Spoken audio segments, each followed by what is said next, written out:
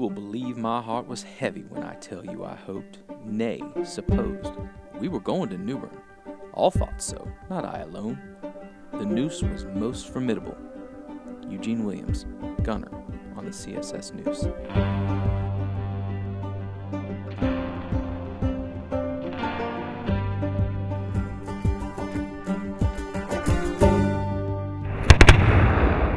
The Civil War began in April 1861 when Confederate artillery opened fire on Union defenses in Charleston Harbor. President Abraham Lincoln called for 75,000 volunteers to put down the rebellion and preserve the Union. Virginia, Tennessee, Arkansas, and North Carolina refused and instead joined the newly formed Confederate government. With over 5,000 miles of coastline to defend, Confederate Secretary of the Navy Stephen R. Mallory decided to use armored floating batteries for harbor and river defense. The first such ironclad ship, the CSS Virginia, was completed in February of 1862 and launched at Hampton Roads, Virginia. It engaged the all-wooden Union fleet on March 8, 1862, destroying 2 Union warships. The Union knew the South was building an ironclad and responded by building the first all-iron warship in the world, the Uss Monitor. The 2 ships squared off in the duel of the ironclads on March 9, 1862. The day-long battle changed naval warfare forever. In late 1862, a contract was let by the Confederate Navy Department to construct 3 river ironclads for defense in North Carolina: the CSS Albemarle on the Roanoke River, another ironclad on the Tar River, and the CSS Neuse to defend the Neuse River. These ships were crucial for protecting North Carolina's interior. The Union had captured Roanoke Island, New Bern, and Fort Macon by the spring of 1862, putting Kinston on the front lines of the war. The area between New Bern and Kinston became a no-man's land, where both sides patrolled for deserters, spies, and runaway slaves. Construction of the CSS Neuse began at Whitehall, North Carolina, in late October of 1862. The shipbuilding firm of Howard and Ellis of New Bern, which had never built a warship before, was awarded the contract. That December, about 12,000 Union infantry, cavalry, and artillery under the command of General John G. Foster left New Bern on a mission to destroy the vital railroad bridges in Goldsboro that linked the port of Wilmington to the large Confederate army fighting in Virginia. Defending Kinston and Goldsboro was a brigade of about 4,000 Confederate infantry under the command of General Nathan Shanks Evans of South Carolina. On December 13th, Foster attacked the entrenched Confederate defenses on the south side of the Neuse River. Federal troops crossed the swamp in front of the Confederate position and turned its left flank, sending that portion of the troops retreating north across the wooden bridge and back into Kinston. Evans thought that all his men were safely across and ordered the bridge to be fired. However, some 400 men of Evans' command were still on the south side of the river and were captured in the race for the burning bridge. Union forces extinguished the flames, crossed the river, and camped near Kinston that night. Evans retreated and the Union troops resumed their march towards Goldsboro the following day along the south bank of the Neuse River. During this advance, Union forces discovered the CSS Neuse being built at Whitehall, now called Seven Springs, and shot the Neuse with rifle rounds and artillery shells, delaying its construction by more than 6 weeks. They attempted to burn it, but the hull was on the north bank of the Neuse River and couldn't be reached. The Neuse entered the river as only a rough wooden shell. She arrived in Kinston in the late spring of 1863 to be outfitted for war with interior machinery, boilers, and steam engines. Her first captain, Lieutenant William Sharp, acquired the initial armor plating, and almost 100 men from Hoke's Confederate Army Brigade assisted with finishing the ship's construction, but the Neuse desperately needed a crew. The officers were professionals, but the Confederacy was short on manpower.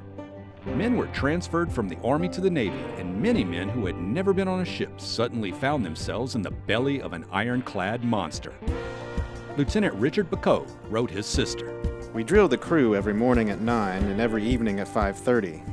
We have 1 or 2 good men for a nucleus, but I'm afraid the others can never learn anything about a gunboat. You ought to see them in the boats. It is too ridiculous.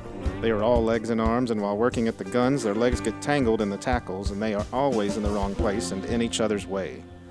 In February 1864, as work continued to complete her, the Neuse got a new commander, Lieutenant Benjamin Loyal. By April 1864, the ship was ready to launch. On April 22, 1864, the Neuse was ordered to assist the Army in an attempt to recapture New Bern, but around a half-mile downriver, the Ironclad grounded on a sandbar. Lieutenant Bacot writes, "We tried very hard to get her off, but her great weight and the strength of the current were too much for us. Besides, the river was falling at the rate of 3/4 inches per hour. The stern of the vessel is afloat, but the bow is 4 feet out of water." Upstate rainfall finally raised the river waters and rescued the ship. By the time she was freed, the coordinated attack on New Bern had been abandoned, and the Neuse was tied up dockside in Kinston once again. That August, the Neuse received her final commander, North Carolina native Joseph Price, but the ship continued to sit in Kinston, mostly serving as a deterrent to Union Navy and Federal troops. By March 1865, however, the situation around Kinston had drastically changed. Fort Fisher had fallen in January, Wilmington in February, and Union General William T. Sherman's troops had crossed into the state from South Carolina. Union troops under the command of Major General Jacob Cox and Major General John Schofield were now headed for the crucial railroad junction of Goldsboro, where the Union forces were to meet. Along the way, Cox and Schofield found remnants of several understrengthened Confederate divisions waiting for them just outside of Kinston near the crossroad of Wise Fork. Over a 3-day battle, the outnumbered Confederates managed to slow down the Union troops, but not defeat them. Captain Price received orders to assist the local troops with defense and then destroy his ship to keep it from falling into enemy hands.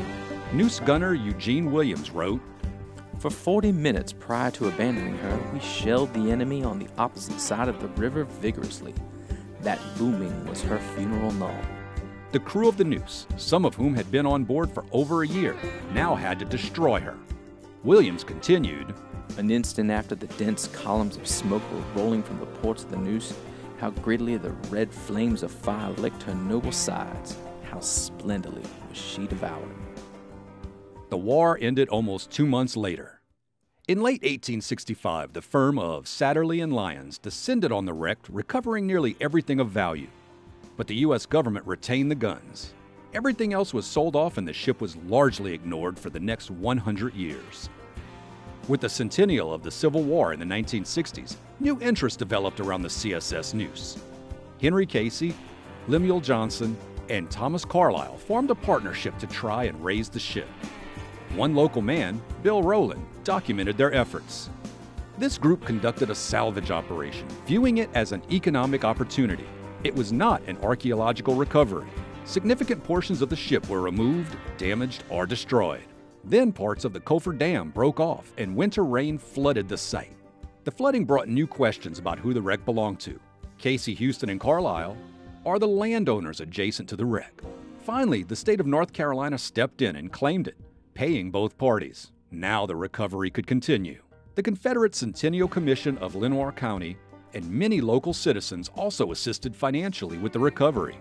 Finally, in 1963, D.C. Murray, house movers from Rose Hill, were hired to raise the Neuse. That summer, the ship finally emerged from the Neuse River, but she proved too heavy to move in one piece.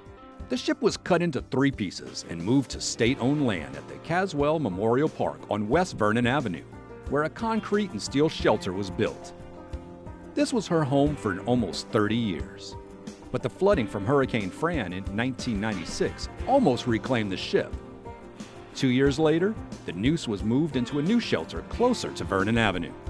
Hurricane Floyd destroyed the old visitor center in 1999 and would have ruined the remains of the Neuse had she not been moved.